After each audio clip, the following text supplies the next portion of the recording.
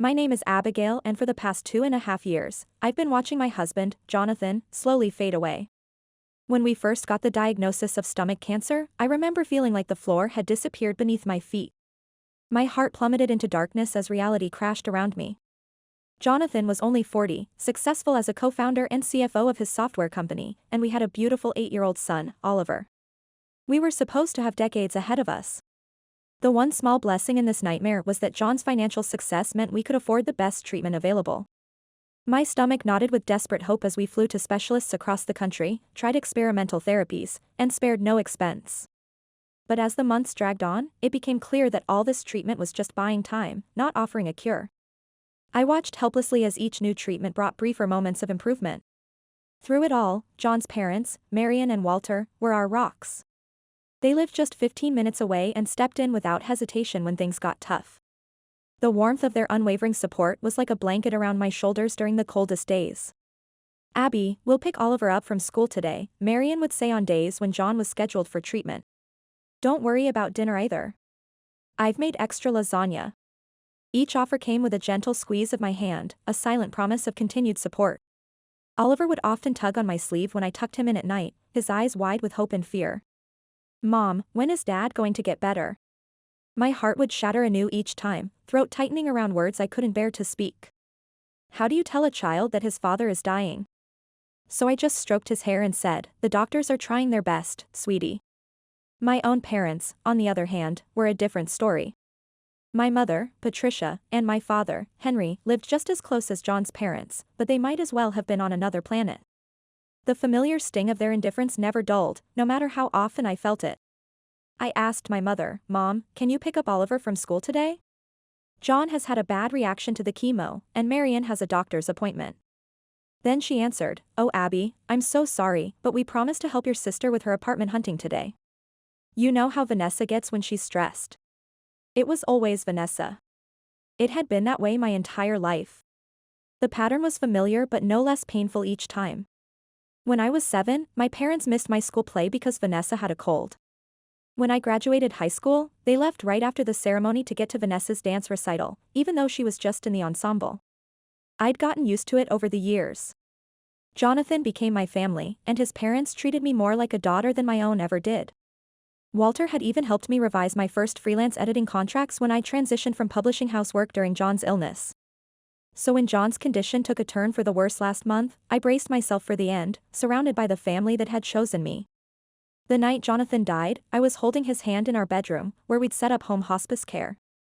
His breathing had become shallow hours before, and the hospice nurse had warned me it wouldn't be long. I felt each precious breath like a countdown, memorizing every detail of his face. "Abby," he whispered, his voice barely audible, "take care of Ollie. Tell him to keep building those model planes. You're the strongest person I know." Those were his last words, a final gift of love that broke my heart and fortified it simultaneously.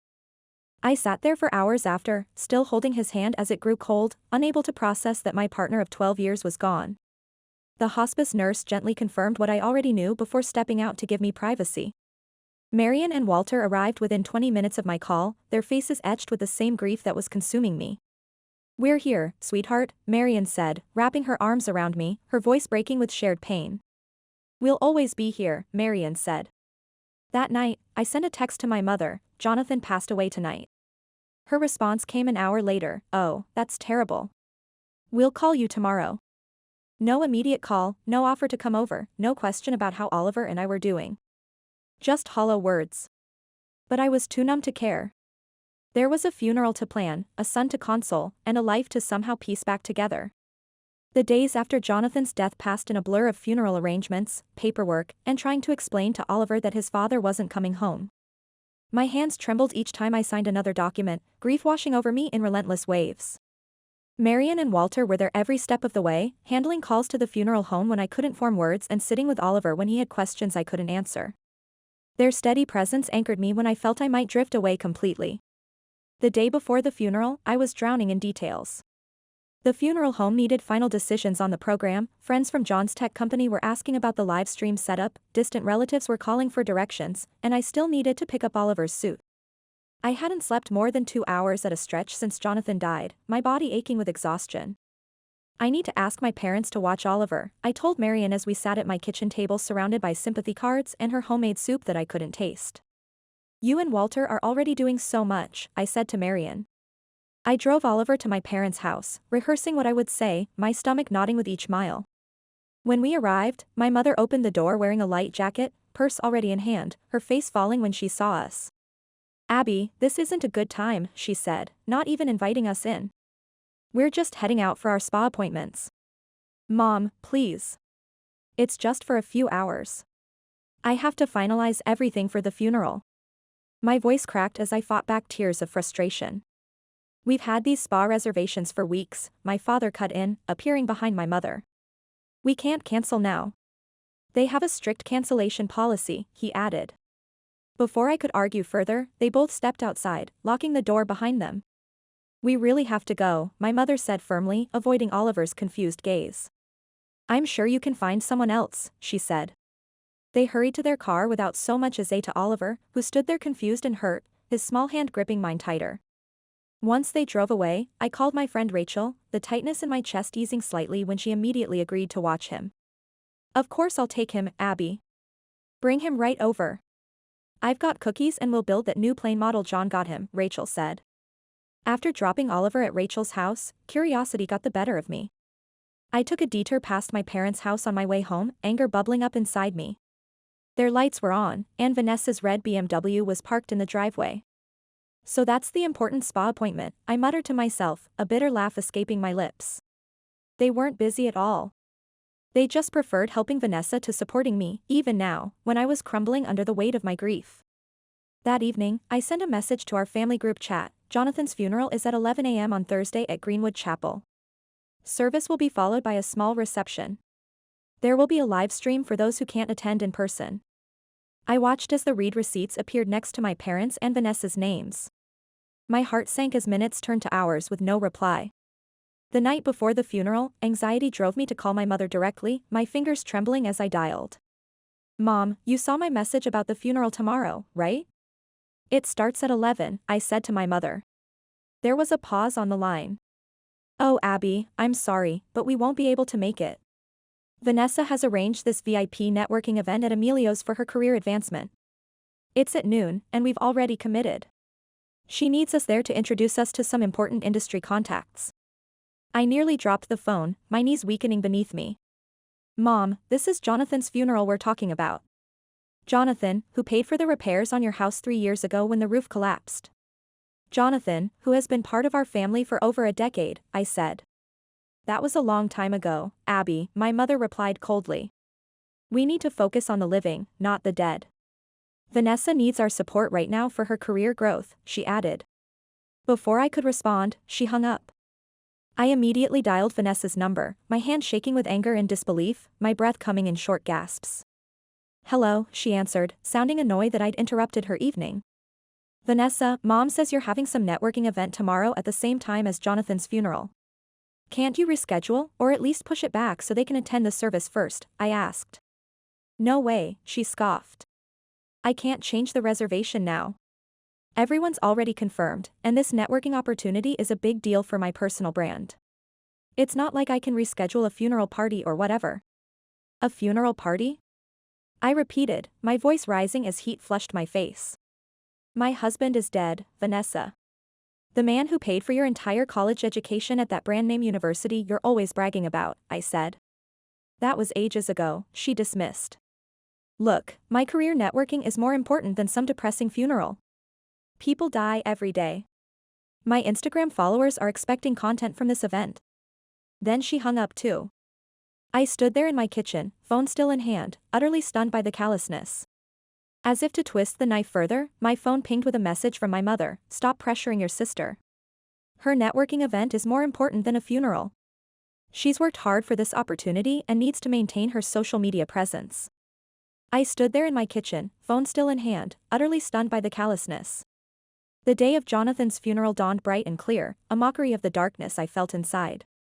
My chest ached with each breath as I prepared to say my final. The service was beautiful in its simplicity.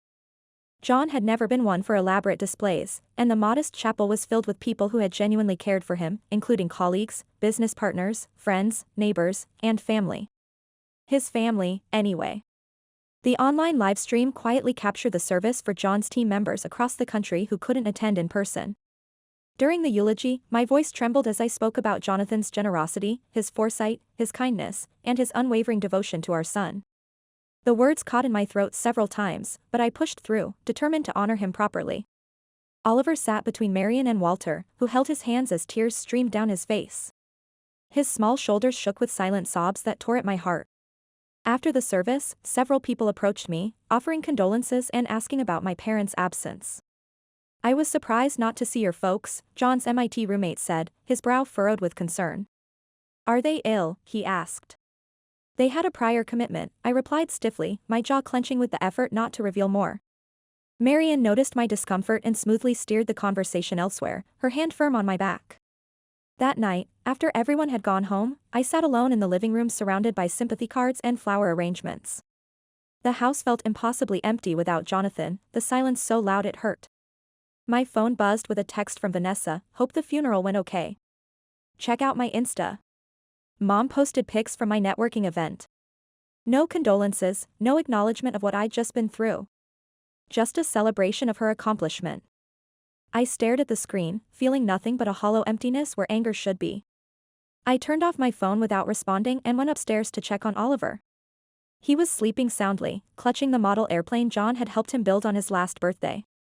I crawled into bed beside him, finding comfort in the steady rhythm of his breathing against the overwhelming silence of our new reality. For the next 10 days, I moved through life in a fog. Grief wrapped around me like a heavy cloak, making even the simplest tasks require enormous effort. Marion and Walter came by daily, bringing homemade food, taking Oliver to the park, helping me sort through Jonathan's belongings and digital accounts. My parents didn't call once, not to check on their grandson, not to see how I was holding up. Nothing but silence from the people who should have cared the most. 10 days after the funeral, I received a call from Jonathan's lawyer, Mr. Harrison. Mrs. Montgomery, it's time to discuss Jonathan's will, he explained, his voice gentle but professional. He was exceptionally thorough in his preparations, as you might expect from someone with his background. Would tomorrow afternoon work for the reading? He asked. I agreed, my throat tightening at this final piece of John's planning, then called Marion and Walter to invite them. They'd been named in the will, of course, and Jonathan would have wanted them there. The next day, I received a text that made my stomach drop. We'll be there for the will reading at 2. Mom. I stared at my phone in disbelief, anger flaring hot in my chest. How did they even know about it? Mr. Harrison arrived at our house at precisely 2 p.m., carrying a leather briefcase and wearing a somber expression that softened when he saw Oliver. Your father spoke of you often, he told my son, shaking his small hand formally but with genuine warmth. He was very proud of you and your model airplanes. He showed me pictures of them in his office. Oliver's face brightened momentarily at the mention of his beloved hobby. We all settled in the living room, me, Oliver, Marion and Walter, ready for what I expected to be a straightforward reading. Jonathan and I had discussed his wishes extensively during his illness, so there would be no surprises for me. But just as Mr. Harrison was about to begin, the doorbell rang, sending a wave of dread through me. Are you expecting anyone else? Marion asked, looking concerned. Unfortunately, yes, I replied, my jaw tight as I went to answer the door. I nearly slammed it shut when I saw my parents and Vanessa standing on the porch, all wearing expressions of exaggerated sympathy that didn't reach their eyes. What are you doing here? I asked bluntly, blocking the doorway with my body. We received your text about the reading, my mother said, trying to look past me into the house. Jonathan wasn't a stranger to us, you know. As immediate family members, we have a legal right to be here, my father said. A legal right? I repeated incredulously, my fingers gripping the door frame. You couldn't be bothered to come to his funeral, but you have a legal right to be at his will reading? My father cleared his throat, straightening his designer tie. Now, Abigail, there's no need to bring up old grievances. We're here to support you and ensure the family's interests are properly represented. Support me? Family interests? I laughed bitterly, the sound harsh even to my own ears. That's rich, I said. But before I could shut the door, my mother gently but firmly pushed past me, with my father and Vanessa following close behind. "We're family," she said with practiced conviction, as if that explained everything. I stood there, stunned by their audacity as they made their way to the living room. Marian and Walter's faces darkened when they saw who had arrived, exchanging glances that spoke volumes. "What are they doing here?" Walter whispered when I returned, his normally kind voice tight with restraint. "I have no idea how they knew," I replied, my hand shaking with anger.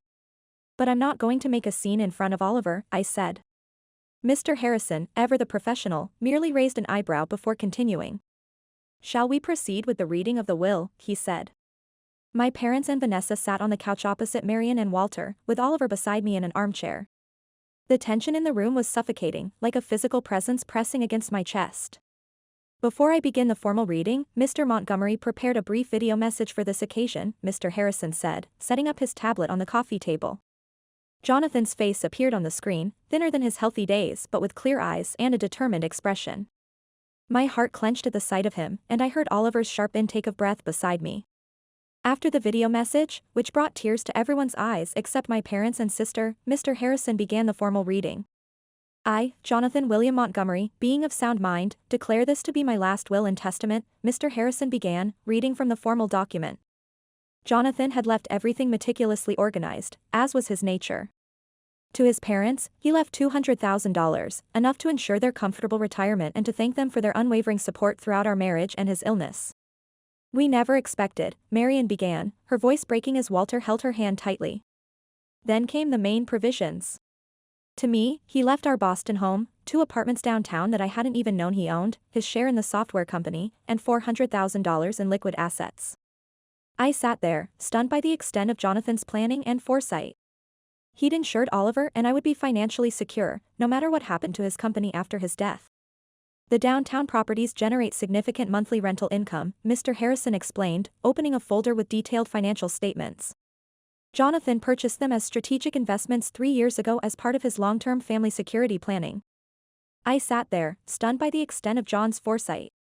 My throat tightened with emotion as I realized how thoroughly he'd insured Oliver and I would be financially secure, no matter what happened. Even while fighting cancer, he'd been thinking of our future. As Mr. Harrison continued reading about Jonathan's digital assets and the trust fund for Oliver's education, I noticed my mother's expression change from feigned sympathy to undisguised interest. Vanessa sat up straighter, suddenly paying attention, her eyes calculating as the lawyer detailed the extent of John's estate. The shift in their demeanor made my skin crawl. When the lawyer finished, my mother clapped her hands together, her voice dripping with false enthusiasm. "Well, this is wonderful news, isn't it, Abby? You're quite well positioned now for the future," she said. The room fell silent. Marian and Walter stared at her in shock, their faces mirroring the disbelief I felt. "I mean," my mother continued, oblivious to the tension or perhaps simply not caring, "with 2 apartments and all that money, you can certainly help establish a sustainable family support system now. Vanessa has been struggling with the down payment on her condo, haven't you, dear?" Vanessa nodded eagerly, her eyes gleaming with entitlement. "It's just impossible in this market, and you have 2 investment properties just sitting there generating passive income." I couldn't believe what I was hearing. My husband wasn't even cold in his grave, and they were already eyeing his assets he'd carefully built to protect his son's future. My chest burned with indignation. "You should transfer one of those apartments to Vanessa's name," my father chimed in, as if he were suggesting the most reasonable financial planning in the world. "What do you need 2 investment properties for, anyway? And we could use some help with our retirement planning too," he said. I stood up slowly, my hands clenched into fists at my sides, rage and grief colliding inside me like storm fronts. "Are you serious right now? You skip Jonathan's funeral for a networking event, ignore me and Oliver for 10 days, then show up uninvited to his will reading to demand his property? Now, Abigail," my father started, his tone condescending, his hands raised in a placating gesture that only infuriated me more. "There's no need to be selfish. You're alone now, but you have all this wealth. The family needs to support each other through a sustainable economic model," he said. "Selfish?" I repeated, my voice rising as heat flushed my face. "I'm not alone. I have Oliver, and everything Jonathan left is for his son's future. Every penny will go to making sure Oliver has the best education, the best opportunities, the best life his father can no longer be here to provide." I watched as my parents and sister exchanged glances, their eyes flickering to Oliver's bedroom upstairs with something that looked disturbingly like resentment. The calculation in their gaze made my blood run cold. "You're being ridiculous," my mother snapped, tapping her manicured nails against her designer purse. "Vanessa needs help now for her career advancement, not some child who won't even go to college for years." "He's too young to understand the value of these assets anyway," she said. "Some child is your grandson," Walter interjected, his voice tight with anger, the retired architect's normally calm demeanor completely gone. "And his father just died after a 2.5-year battle with cancer," he added. My mother's face flushed with anger. "Don't you dare tell me how to treat my own grandson," she snapped at Walter, her voice rising. "We've been in this family longer than you have. We understand what's best for everyone's long-term interests. And yet you've shown remarkably little interest in being part of it," Marian replied coldly, her years as a teacher evident in her tone that brooked no argument. "That's enough," I said firmly, my patience finally snapping. "Oliver, can you go upstairs to your room for a little while?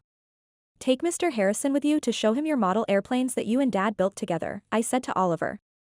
The lawyer, clearly relieved to escape the family drama, quickly stood and took Oliver's hand. "I'd love to see your collection, young man. Your father mentioned you have quite the eye for detail," he said to Oliver. Once they were out of earshot, I turned to my parents and sister, no longer holding back, fury burning away my usual restraint. "How dare you come into my house days after my husband's funeral that you couldn't be bothered to attend and demand his money? Jonathan worked his entire life to build his company and provide for me and Oliver. He battled cancer for 2.5 years, and in all that time, what help did you offer? None. You wouldn't even watch Oliver for a few hours," I said angrily. "That's not fair," my father began, adjusting his expensive watch, but I cut him off. "No, what's not fair is that Jonathan spent thousands of dollars fixing your roof when it collapsed during that storm 3 years ago. What's not fair is that he paid for Vanessa's entire college education at that prestigious university she's always bragging about on social media when you claimed you couldn't afford it. Well, let me make something perfectly clear, I will not be giving any of Jonathan's money or property to you. Not now, not ever. Every penny will go to supporting Oliver and securing his future. That's what Jonathan wanted, and that's what will happen." My mother's face contorted with rage, her carefully maintained facade crumbling. "You ungrateful brat. After everything we've done for you," she shouted. "What exactly have you done for me, Mom? Name one thing." "One single act of selfless parenting," I said back. She opened and closed her mouth, unable to come up with an answer, her perfectly manicured nails digging into her designer purse. "That's what I thought," I said quietly, my voice steadier than I felt inside. "I think it's time for you all to leave." The door slammed behind them, and I collapsed onto the couch, exhausted. "You did the right thing," Walter said gently but firmly from Jonathan's chair. "Did I?" "They're still my parents, and Vanessa's still my sister," I whispered, guilt creeping in despite everything. "Biology doesn't make family," Marian said, taking my hand. "Love makes family. Showing up makes family. Being there when it matters makes family." I nodded, knowing she was right but still feeling the familiar ache of rejection. Later that night, after they'd gone and Oliver was asleep, I found my mother had tagged me in a Facebook post. "Heartbroken that my eldest daughter has become so greedy after her husband's death, refusing to help her struggling sister despite having 2 apartments and plenty of money." Comments poured in from people who only knew her twisted version of events. Anger surged through me, hot and clarifying. This was a new low, using social pressure to shame me into giving them Jonathan's money. I began typing, determined to share the unedited truth with evidence attached. "I've been silent until now, but since my mother has made our private matters public, I must respond with the facts. 10 days ago, we buried my husband Jonathan after his 2.5-year battle with stomach cancer. My parents and sister skipped his funeral for a networking event.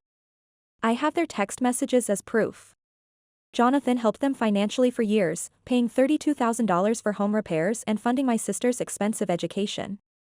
When I needed help during his illness, they were too busy with spa appointments. Yesterday, they showed up uninvited to the will reading and demanded I give one of our rental properties to my sister because she needs it more than some child. That a child is their 8-year-old grandson who just lost his father. I'm sharing this because I'm tired of being painted as the villain.